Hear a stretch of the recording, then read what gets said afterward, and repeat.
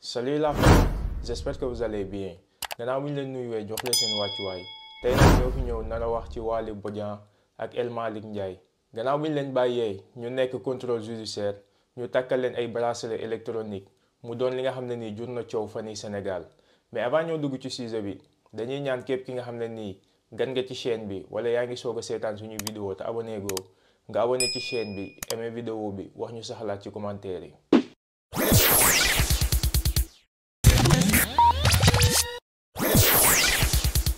bracelet bi du dañ koy imposer nit ki mais da koy neex nit ki takk ko maanaam boo defee loo xam ne yoon da ko war a tere nga war cee dem kaso léegi yow yaay tànn ndax da ngay dem tëdd ko da ngay préférer dem tëdd kaso wala da ngay préférer nekk ci biti mais ñu takkal la bracelet déjà duñ la ko imposer yow yaay tànn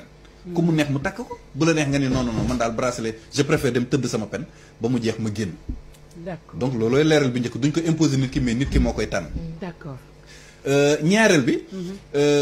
surveillance bi mën na sax bu jegee ba jege 1 mètre bu soree ba sore même boo nekkee bitim réew mën nañ la localiser. ñetteel bi dafa am benn centre boo xamante ne ñoom ñi surveiller ñi ñu takkal bracelet ñi leen di surveiller dafa am benn centre boo xamante ne mardi bi passé inauguré nañ ko sax. D'accord. ñooñu ñi nga xam ñoom ñooy surveiller gars yi. ñooñu même boo nekkee bitim réew sax mën nañ laa surveiller. booy jéem a tekki bracelet bi sax mën nañ la cee indil problème mën nañ ko xam.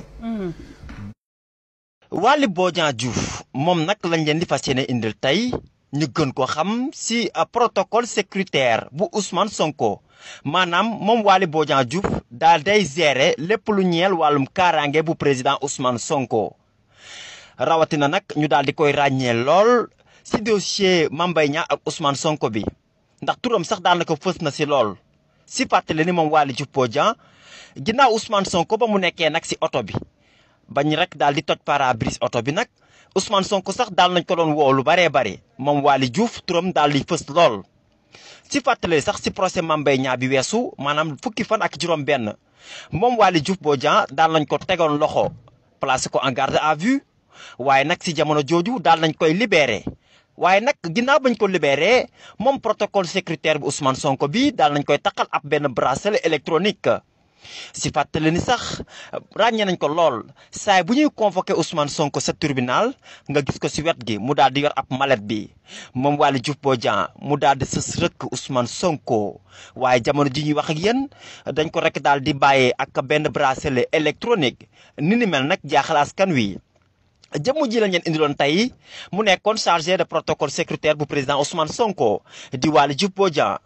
sama gars yi vidéo bi ñoo ko seetaanandoo gis nañ leeral yi nga xam ne nii andi nañ ko ci bracelet électronique yi nga xam ne nii takkal nañ ko Waly Bodian ak El Malick Ndiaye gannaaw bu ñu nekkee contrôle judiciaire mu doon li nga xam ne nii nag est-ce que tey jii ne Sénégal war nañ roy lépp li nga xam ne nii ñu ngi koy royee ci tubaab yi mais ba mu des ay bracelet électronique ndax tey jii nii ku ne bracelet électronique ne jéng yi nga xam ne nii doon nañ ko jéng suñu maam yi di leen dugal ci bato yi di leen exiler di leen dem jaay ji ci yeneen dëkk yi mu doon li nga xam ne nii daf ñuy fàttaliku suñu passé ndax tey jii nii Sénégal ñun fi nga xam ne nii lañ doon jaayee suñu maam yi muy Gorée Sénégal la nekk ci biir Sénégal la nekk en plus société bi naka lay xoolee nit ki nga xam ne nii mu ngi contrôle judiciaire ñu takkal ko bracelet électronique ndax ku nekk xam ne ne Sénégal boo duggee prison boo génnee rek société bi dafa am benn bët bu mu lay xoolee rawatina tey jii nii ñu xam ne ne yow yaa ngi ci contrôle judiciaire ñu takkal la bracelet ngay dox ci mbedd bi wala ngay nekk di doxu ji say course yan bët lañ la société bi di xoolee yan kàddu yi nga xam ne nii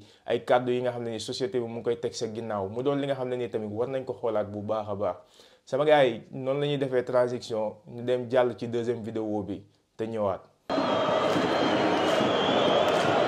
suñu diggante waaye nag affaire gouvernement la xale yii ñoo gën a xam li ñuy def parce que xale yi bu nekkee xamuñ seen ëllëg naka lay mel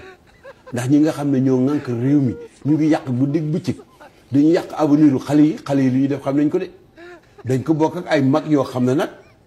ñoom jóg nañ fippu ni lii dafa war a arrêté mais xale yi ñoo gën a xam li ñuy def parce que dofuñu duñu ay parental. Monsieur le Premier ministre Macky Sall. Ah ilaha illa astaghfirullah. sama gars yi vidéo bi ñoo ko seetaanandoo dégg nañ kàddu yi nga xam ne nii Moustapha Niasse yëkkati na ko ci jamono ji nga xam ne nii ñu ngi doon xeex Abdoulaye Wade li jëm ci wàllu 3e mandat li jëm ci wàllu 3e candidature ndax dafa doon ay kàddu yi nga xam ne nii ay kàddu yi jar a fàttali la ñi nga xam ne nii ñoo nekk ci nguur gi tey ndax jeunesse bi tey jii nii dafa gisul boppam ci Sénégal gi nga xam ne nii ñu ngi koy dund jeunesse bi dafa xamul ëllëgëm ndax tey jii nii mënuma comprendre réew bi nga xam ne nii yow nee nañ plus de 70% wala lu ko ëpp ay jeunes lañ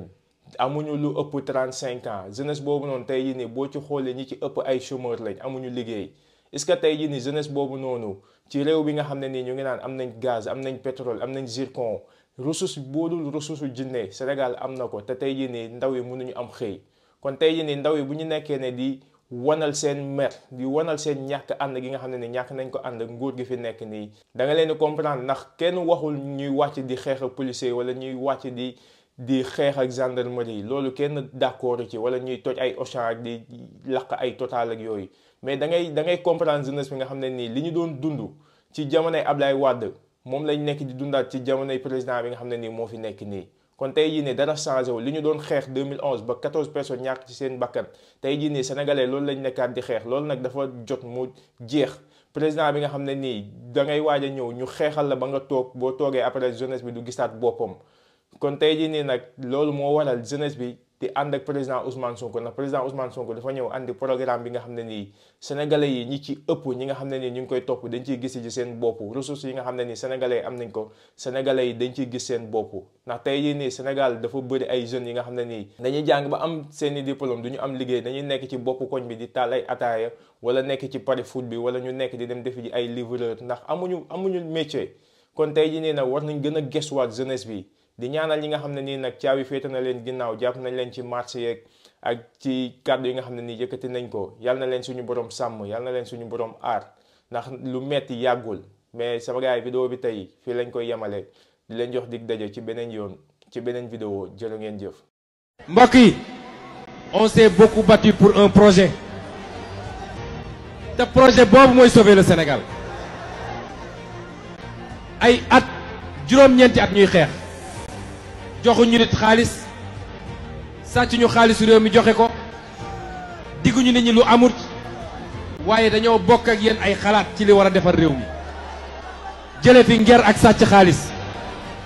jële fi nooteel gi nga xam ne noot nañ ko Sénégal dog jag mbuumu jaam gi delloo si alal réew mi ci réew mi séddale ko ci séddale bu maandu lii lenn la ci suñu projet bi ñu boole ñun ñëpp ñu koy xeex biñ koy door matuñu woon fukki nit di waxtaan ak sénégalais yi ngeen koy gëm ba tey mu yegg fii nga xam ne ñun ñëpp xam nañ ne bu ñu demee 2024